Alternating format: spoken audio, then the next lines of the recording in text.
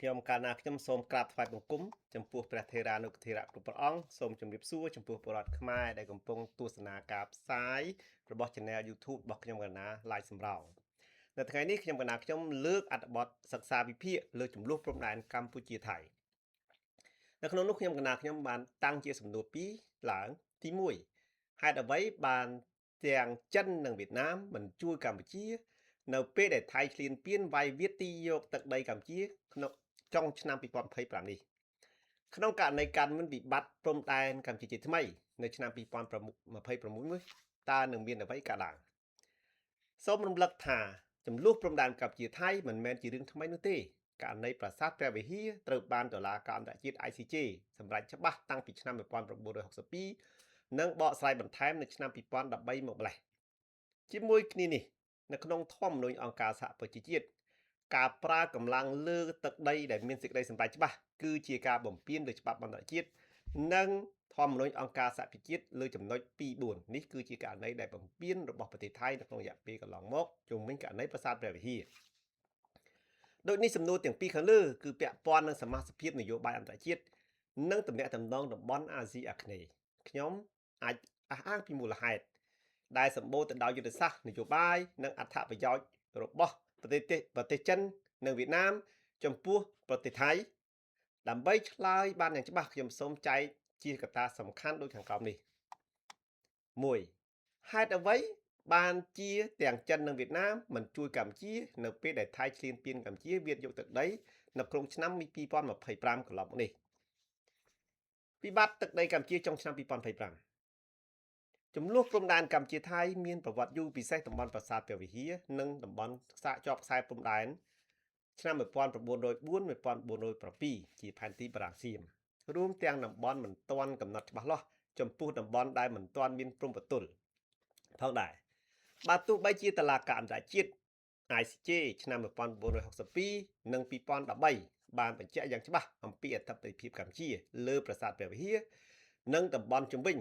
ក៏ប៉ុន្តែស្ថានភាពដីនៅតំបន់នោះក៏អាចនៅតែត្រូវប្រើបានជាឧបករណ៍នយោបាយនៅក្នុងស្រុកថៃដែលជាទម្លាប់សឹងខ្លាចជាប្រវត្តិសាស្ត្រទៅហើយដោយថៃបានប្រើការប្រាស់យុទ្ធសាស្ត្រជាតិនិយមដើម្បីបង្វែរសភាពការវឹកវរនៅក្នុងប្រទេសរបស់ខ្លួនមូលហេតុអាចបង្កវិបត្តិនយោបាយនៅក្នុងស្រុកថៃយើងឃើញហើយថ្មីនេះប្រហែលថ្ងៃកន្លងមកនេះពាក់ព័ន្ធនឹងការលទ្ធផលនៃការបោះឆ្នោតគឺមានការចោទប្រកាន់ថាគោលយោបល់របស់ថៃគឺមានការបន្លំស្លឹកឆ្នោតដែលបណ្ដាលឲ្យគណៈបកប្រជាជនថៃគឺចាញ់ឆ្នោតរបស់បកនាយករដ្ឋមន្ត្រីចាំផ្ទះអនុទីនដូច្នេះបើចំនួនព្រំដែនដើម្បីបង្កើនជាតិនិយមការប្រែប្រួលអំណាចនៅក្នុងតំបន់ការប្រកួតប្រជែងរវាងចិននិងសហរដ្ឋអាមេរិកនិងភាពងាយរងសម្ពាធនយោបាយរបស់កម្ពុជាដោយសារតែរដ្ឋាភិបាលកម្ពុជាត្រូវបានមើលឃើញថាខ្សោយដោយអ្នកនយោបាយនិងយោធាជារៀងរហូតមកបែបបទនៃការឈ្លានពានរបស់ថៃមកលើអធិបតេយ្យភាពកម្ពុជាមានការបញ្ចូលកម្លាំងយោធាទៅតំបន់ព្រំដែនការកាន់កាប់ភូមិសាស្ត្របណ្ដោះអាសន្នការបង្កើតសង្គ្រាមពាក្យសម្ដីនិងព័ត៌មានរួមទាំងពីការដាក់សម្ពាធសេដ្ឋកិច្ចដោយការបិទព្រំដែនជាដើមផលប៉ះពាល់នានាចំពោះការប៉ះពាល់ទាំងនោះរួមមានអធិបតេយ្យភាពជាតិការប៉ះពាល់ដល់សេដ្ឋកិច្ចព្រំដែន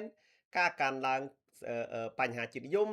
និងអស្ថិរនយោបាយនៅក្នុងស្រុករួមទាំងការតាក់ទាញប្រទេសមហាអំណាចធំៗដូចជាសហរដ្ឋអាមេរិកនិងចិនចូលរួមពាក់ព័ន្ធជាមួយផងដែរនៅក្នុងនោះគឺយើងបញ្ជាក់អំពីមូលហេតុនៃសង្គ្រាមនិងការដែលថៃបានបង្វែរមុខព្រួញនៃចំនួនក្នុងស្រុករបស់ខ្លួនមកធ្វើជាបញ្ហាចំនួនព្រំដែននៅកម្ពុជាដូច្នេះក៏មានមូលហេតុសួរនៅក្នុងសំណួរទី1ថាមូលហេតុអ្វីដែលចិននិងវៀតណាមមិនគាំទ្រកម្ពុជាចំពោះមុខនៃការឈ្លានពានរបស់ថៃករណីប្រទេសចិនជាមិត្តដៃថៃកម្ពុជាយើងដឹងហើយថាផលប្រយោជន៍ចិននៅកម្ពុជារួមមានគម្រោង BRI កំពុងថែមូលដ្ឋានយោធារៀមជើងទឹករៀមដែលតែងតែត្រូវបានពិភាក្សាជាទូទៅថាជាតំបន់យុទ្ធសាស្ត្រយោធារបស់ចិននៅតំបន់អាស៊ីនៅក្នុងនោះចិនក៏មានការវិនិយោគលើវិស័យសេដ្ឋកិច្ចនៅកម្ពុជាខ្លាំងក្លាផងដែរហើយក៏ដោយសារអត្ថប្រយោជន៍សេដ្ឋកិច្ចនិងយុទ្ធសាស្ត្ររបស់ខ្លួនចិនក៏មានទំនាក់ទំនងពិសេសយ៉ាងខ្លាំងជាមួយថៃផងដែរបច្ចុប្បន្នចិនកំពុងវិនិយោគលើគម្រោងធំៗជាច្រើននៅប្រទេសថៃនៅក្នុងវិស័យវត្ថុនិងការគិតគូរអំពីផ្លូវផ្ដើមខ្សែក្រវ៉ាត់ផ្លូវមួយគេថា Belt and Road Initiative ដូចនេះចិនអាចនឹងមិនចង់ឬមិនចង់តែម្ដងចូលរួមជាមួយកម្ពុជានៅក្នុងវិបត្តិ នៃការឈ្លានពានរបស់ថៃដើម្បីដណ្ដើមទឹកដីកម្ពុជាដោយសារតែចិនយល់ថាការមិនចូលរួមនេះគឺមិនបង្កឲ្យបាក់បែកទំនាក់ទំនងសេដ្ឋកិច្ចរបស់ខ្លួនជាមួយប្រទេសថៃនោះទេនេះជាផលប្រយោជន៍ចិនចំពោះយុទ្ធសាស្ត្រតំបន់វិញគឺចិនមានយុទ្ធសាស្ត្រចាំបាច់ក្នុងការរក្សាសន្តិភាពតំបន់និងការគ្រប់គ្រងឥទ្ធិពលរបស់ខ្លួននៅតំបន់ជុំវិញសមុទ្រចិនខាងត្បូងដោយមិនត្រូវការបង្កការវាយប្រហារដោយផ្ទាល់នោះទេនេះជាយុទ្ធសាស្ត្ររបស់ចិននៅក្នុងយុទ្ធសាស្ត្រតំបន់ដែលចិនតែងតែមានបំណងចូលរួមនៅក្នុងការពិភាក្សារកដំណោះស្រាយតាមរយៈការចរចានិងការអង្គការអន្តរជាតិនានាដែលមិនមែនជាការបញ្ជូនកងទ័ពរបស់ខ្លួនជួយដោយកម្ពុជាដើម្បីទប់ទល់ជាមួយថៃនោះឡើយចំពោះប្រទេសវៀតណាមវិញដែលជាបងប្អូនមុនឆ្នាំរបស់កម្ពុជានៅក្នុងប្រវត្តិសាស្ត្រទំនាក់ទំនងនយោបាយក្នុងនាមប្រទេសជិតខាងនិងការដែលប្រទេសវៀតណាមកុម្មុយនីសវៀតណាមមានឥទ្ធិពលលើកម្ពុជាទាំងផ្នែកសេដ្ឋកិច្ចនយោបាយនិងយុទ្ធសាស្ត្រជាតិផងនោះវៀតណាមក៏មានទំនាក់ទំនងសេដ្ឋកិច្ចនិងយុទ្ធសាស្ត្រជាមួយថៃយ៉ាងរឹងមាំនិងស្អិតរមួតផងដែរដូចនេះការជួយកម្ពុជារបស់វៀតណាមនៅក្នុងវិបត្តិដែនដីជាមួយថៃអាចបង្កការពិបាកទំនាក់ទំនងដល់សហប្រតិបត្តិការរបស់ប្រទេសវៀតណាមជាមួយថៃជាមួយគ្នានេះដែរនៅក្នុងច្បាប់អន្តរជាតិនិងបញ្ហាចំនួនទឹកដីប្រទេសវៀតណាមជឿថាការជួការប្រឈមប្រកួតប្រជែងគ្នាតាមអាវុធរវាងកម្ពុជានិងថៃម្ដងសន្នត្រូវតែកាត់ឡើងតាមរយៈការចរចានិងការអន្តរាគមន៍ចូលរួមពីអង្គការអន្តរជាតិនានាពិសេសអង្គការសហប្រជាជាតិដោយមិនមែនជាការបញ្ជូនកងទ័ពវៀតណាមដោយផ្ទាល់ដើម្បីចូលរួមសង្គ្រាមជាមួយកម្ពុជានោះទេកត្តាទូទៅនៅក្នុងអំណាចតំបន់របស់ចិននិងវៀតណាមចំពោះចំនួនព្រំដែនកម្ពុជាថៃយើងឃើញថាអំណាចភូមិសាស្ត្រនិងការគ្រប់គ្រងទាំងបនទាំងមូលទាំងចិននិងវៀតណាមគឺប៉ុណ្ណាមិនចង់មានការប្រយុទ្ធដោយផ្ទាល់នៅតំបន់អាស៊ីអាគ្នេយ៍ដែលអាចប៉ះពាល់ដល់សន្តិសុខសេដ្ឋកិច្ចនិងយុទ្ធសាស្ត្រភូមិសាស្ត្រនយោបាយតំបន់នោះទេជាពិសេសចិនតែម្ដងដែលជាមហាអំណាចសេដ្ឋកិច្ចនៅក្នុងនាមជាប្រទេសដែលកាន់របបកុម្មុយនីសដូចនេះការពិចារណាជាអន្តរជាតិគឺប្រទេសទាំងពីរគឺចិននិងវៀតណាមមាននិន្នាការចម្រុះមួយដែលប្រទេសទាំងពីរគឺមិនចង់ឲ្យមានចំនួននឹងថៃកម្ពុជានិងថៃកាត់ឡើងនោះទេក៏ប៉ុន្តែប្រសិនបើមានចំនួនកាត់ឡើងភាគីប្រទេសចិននិងថៃក៏មិនចូលរួមជួយកម្ពុជានោះដែរដោយគេមានបំណងឲ្យយកសង្គ្រាមនេះទៅចរចាគ្នាដោយផ្ទាល់សំណួរទី2ករណីកើតមានវិវាទព្រំដែនកម្ពុជាថៃជាថ្មីនៅឆ្នាំ2026នេះខ្ញុំសូមបញ្ជាក់ថាមូលហេតុនៃការលើកឡើងរបស់ខ្ញុំកញ្ញានេះគឺជាការវិភាគលើសេណារីយ៉ូតែប៉ុណ្ណោះដែលមិនមែនជាការបញ្ជាក់លើព្រឹត្តិការណ៍ជាក់ស្ដែងនោះឡើយក្នុងករណីបើមានសង្គ្រាមព្រំដែនកម្ពុជាថៃជាថ្មីនៅឆ្នាំ2026នេះគឺច្បាស់ណាស់ថាកើតឡើងដោយនយោបាយជាតិនិយមរបស់ថៃដែលផ្ដោតលើគោលការណ៍អធិបតេយ្យភាពការប្រកួតប្រជែងអំណាចក្នុងតំបន់និងហានិភ័យសង្គ្រាមក្នុងបរិបទវិបត្តិនយោបាយថៃបច្ចុប្បន្នផងដែរដោយពីការក្រោយការបោះឆ្នោតប្រហែលថ្ងៃនេះគឺមានបញ្ហាជាច្រើននៅក្នុងប្រទេសថៃដោយយើងដឹងហើយថានៅក្នុងភូមិសាស្ត្រនយោបាយអាស៊ីអាគ្នេយ៍បញ្ហាព្រំដែនមិនមែនជាបញ្ហាផែនទីតែប៉ុណ្ណោះទេ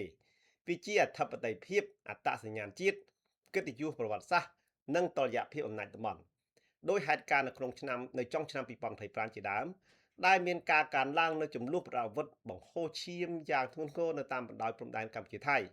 ដោយសារតែការឈ្លានពានរបស់យោធាថៃមកលើកម្ពុជាមុននេះហើយក៏ជាបញ្ហាដែលបន្តមកដល់ឆ្នាំ2026នេះទៀតនៅពេលដែលវិបត្តិនយោបាយថៃកំពុងផ្ទុះឡើងដោយសារតែកម្ដៅនៃការបន្លំសន្លឹកឆ្នោតនៅក្នុងប្រទេសថៃតែស្ថានភាពនេះអាចបំលែងពីកម្រិតទាបទៅវិវត្តទៅជាសេណារីយ៉ូសង្គ្រាមថ្មីនិងធំជាងមុនដោយថៃបានកំណត់ថាការរុញចំនួនចេញមកក្រៅគឺមកព្រំដែនកម្ពុជាថៃគឺដើម្បីបន្ថយវិបត្តិនៅក្នុងស្រុករបស់ខ្លួននៅក្នុងបញ្ហានេះមានសំណួរសួរថាតើនរណាខ្លាំងជាងប៉ុន្តែសម្រាប់កម្ពុជាគឺតើកម្ពុជាអាចមានលទ្ធភាពការពារអធិបតេយ្យភាពដោយមិនធ្លាក់ចូលក្នុងអន្ទាក់ភូមិសាស្ត្រនយោបាយរវាងចិននៅវៀតណាមនិងថៃនិងអំណាចក្រៅតំបន់ដូចជាសហរដ្ឋអាមេរិកបានដែរឬទេជាពិសេសការបង្វែរសង្គ្រាមរបស់ថៃមកកម្ពុជាដោយដើម្បីដោះស្រាយវិបត្តិនៅក្នុងស្រុករបស់ខ្លួននៅខាងក្រោមនេះខ្ញុំសូមលើកយកមកវិភាគដោយខាងក្រោមដូចតទៅមូលដ្ឋានប្រវត្តិសាស្ត្រនិងច្បាប់អន្តរជាតិចំនួនព្រះវិហារនិងតំបន់ជាប់ខ្សែព្រំដែនកាត់ឡើងពីការកំណត់ព្រំដែនសម័យអាណានិគមសន្ធិសញ្ញាបារាំងសៀម1904និង1907និងផែនទីឧបសម្ព័ន្ធទី1បានក្លាយទៅជាមូលដ្ឋានសំខាន់សម្រាប់ការសម្ដែងរបស់តុលាការយុត្តិធម៌អន្តរជាតិ ICJ ឆ្នាំ1462ដែលទទួលស្គាល់អធិបតេយ្យភាពកម្ពុជាលើប្រាសាទព្រះវិហារឆ្នាំ2013គឺតុលាការបកស្រាយបន្ថែមបញ្ជាក់ថាដីតំបន់ជុំវិញប្រាសាទព្រះវិហារស្ថិតក្រោមកម្ពុជាជាមួយគ្នានេះយោងតាមធម្មនុញ្ញអង្គការសហប្រជាជាតិមាត្រា24ការប្រើកម្លាំងអធិបតេយ្យភាពរដ្ឋពីរដ្ឋមួយគឺជាការបំពានច្បាប់អន្តរជាតិនិងមាត្រា51ផ្ដល់សិទ្ធិការពារខ្លួនប្រសិនបើមានការវាយប្រហារនៅក្នុងចំណុចពាក់ព័ន្ធមូលដ្ឋានច្បាប់នេះយើងឃើញថាថៃគឺតែងតែយកចេតនារបស់ខ្លួននៅក្នុងការឈ្លានពានកម្ពុជាដោយអះអាងលើសិទ្ធិអធិបតេយ្យភាពរបស់ខ្លួនលើប្រាសាទព្រះវិហារដោយបដិសេធនៅសេចក្តីសម្រេចរបស់តុលាការអន្តរជាតិ ICJ ជាដរាបមកដូចនេះច្បាប់អន្តរជាតិផ្ដល់ភាពស្របច្បាប់ដល់កម្ពុជាប៉ុន្តែប្រវត្តិសាស្ត្របង្ហាញថាច្បាប់ត្រូវការការពារគ្រប់គ្រងពីតុល្យភាពអំណាចរបស់មហាអំណាចនានាដែលមានសហរដ្ឋអាមេរិកផងដែរពិបត្តិនយោបាយថៃនិងទ្រឹស្ដី diversionary war នៅពេលដែលប្រទេសមួយប្រឈមវិបត្តិនយោបាយក្នុងស្រុកការបែងចែកអំណាចបាតកម្មសម្ពាធលើរដ្ឋាភិបាលឬភាពតានតឹងរវាងស្ថាប័នជាដើមនោះចំពោះករណីប្រទេសថៃគេមានទ្រឹស្ដីនយោបាយមួយហៅថាទ្រឹស្ដីសង្គ្រាមប្រងវាយទិស diversionary war theory ដែលពន្យល់ថាមេដឹកនាំខ្លះអាចប្រើចំនួនក្រៅប្រទេសដើម្បីបង្កើនចំណាប់អារម្មណ៍សាធារណៈនិងការបង្កើនការរួមជាតិនិយមរបស់ខ្លួនដូចនេះនៅក្នុងប្រទេសថៃប្រសិនបើឆ្នាំ2026មាននយោបាយកាត់ឡើងកម្ដៅដូចពេលនេះនោះការលើកឡើងពីព្រំដែនកម្ពុជាថៃអាចក្លាយទៅជាវេទិកាជាតិនិយមនិងបង្កើតនូវសង្គ្រាមជាថ្មីចំពោះកម្ពុជាដោយយោធាថៃអាចនឹងឈ្លានពានទឹកដីកម្ពុជាជាថ្មីប៉ុន្តែការបំលែងវិបត្តិនយោបាយទៅជាសង្គ្រាមពិតប្រាកដគឺជាជំរើសប្រកបដោយហានិភ័យខ្ពស់និងមិនអាចគ្រប់គ្រងបានងាយនោះឡើយសេចក្តីសន្និដ្ឋាននៅក្នុងប្រធានបទទាំងពីរខាងលើនេះការវិភាគលើចំនួនព្រំដែនកម្ពុជាថៃនៅក្នុងបរិបទចុងឆ្នាំ2025និងសេណារីយ៉ូដែលអាចកើតឡើងនៅដើមឆ្នាំ2026នេះបានបង្ហាញថាបញ្ហានេះមិនមែនជាការប្រឈមរវាងប្រទេសទាំងពីរនោះទេប៉ុន្តែជាចំណុចប្រសពនៃច្បាប់អន្តរជាតិភូមិសាស្ត្រនយោបាយនិងផលប្រយោជន៍យុទ្ធសាស្ត្ររបស់មហាអំណាចនៅក្នុងតំបន់អាស៊ីអាគ្នេយ៍រួមទាំងពីនយោបាយអាក្រក់របស់ប្រទេសថៃដែលតែងតែបង្វែរសភាពការនិងនយោបាយជាតិនិយមផ្ទៃក្នុងរបស់ខ្លួនមកឃ្លានពានទឹកដីកម្ពុជាជាតារាមកជាមូលដ្ឋានច្បាប់អធិបតេយ្យភាពកម្ពុជាប្រសិនលើប្រាសាទព្រះវិហារនិងតំបន់ជុំវិញត្រូវបានបញ្ជាក់ដោយសេចក្តីសម្រេចរបស់តុលាការអន្តរជាតិ ICJ ឆ្នាំ1962និងការបកស្រាយឆ្នាំ2013រួចហើយដូច្នេះការហាមឃាត់កម្លាំងលើអធិបតេយ្យភាពរដ្ឋផ្សេងដូចនេះនៅផ្នែកច្បាប់អន្តរជាតិកម្ពុជាមានភាពស្របច្បាប់លាស់ណាស់ចំពោះមូលហេតុដែលចិននិងវៀតណាមមិនចូលរួមដោយផ្ទាល់ដើម្បីជួយកម្ពុជាជំវិញការឈ្លានពានរបស់ថៃគឺដោយសារចិននិងវៀតណាមមានការបារម្ភអំពីប៉ះទង្គិចជាមួយនឹងហេតុផលដែលខ្លួនកំពុងតែប្រកបនៅមុខរបរសេដ្ឋកិច្ចយ៉ាងធំជាមួយនឹងប្រទេសថៃហេតុផលនេះគឺផ្អែកលើគោលការណ៍ផលប្រយោជន៍ជាតិជាមុនអញ្ចឹងគ្មានប្រទេសណាជាពិសេសជាប្រទេសចិនកុម្មុយនីសហ្នឹងគេមិនទុកមិត្តភាពឬបងប្អូនជាធំទេគេគិតផលប្រយោជន៍ជាតិគេជាមុនដែលមិនមែនផ្ដោតលើទំនាក់ទំនងមិត្តភាពនោះទេអញ្ចឹងខ្ញុំកណាសូមបញ្ជាក់ថាចំនួនរបស់កម្ពុជានៅចុងឆ្នាំ2025អាចនឹងកើតឡើងនៅដើមឆ្នាំ2026នេះជាថ្មីប្រសិនបើវិបត្តិនៅក្នុងប្រទេសថៃដែលកំពុងតែពុះកញ្ជ្រោលនៅក្នុងម្សិលមិញហើយនឹងថ្ងៃនេះគឺអាចនឹងមានសង្គ្រាមឆាប់នេះនៅក្នុងនោះផងដែរប្រទេសយើងឃើញហើយថាឲ្យតែរាល់មានការជន់មីនផ្ទុះមីនរបស់ទាហានថៃតែងតែចោទកម្ពុជាហើយតែងតែបង្កសង្គ្រាមមុនជានិច្ចហើយនៅថ្ងៃម្សិលមិញនេះកាសែតข่าวសดថៃបានផ្សាយថាទាហានថៃបានជន់មីននៅខេត្តសូរិនបាននៅខេត្តស៊ីសកេតសំទោសនៅក្នុងតំបន់ដែលខ្លួនបានផ្ដោតយកកុងតឺន័រមកពាត់យកទឹកដីនៅលើទឹកដីកម្ពុជា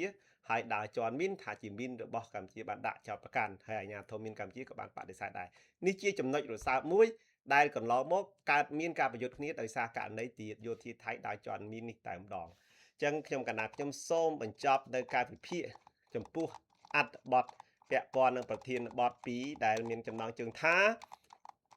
មូលហេតុអ្វីបានជាចិននិងវៀតណាមមិនជួយកម្ពុជានៅពេលដែលថៃឈ្លានពានវាតទឹកដីកម្ពុជាចុងឆ្នាំ2025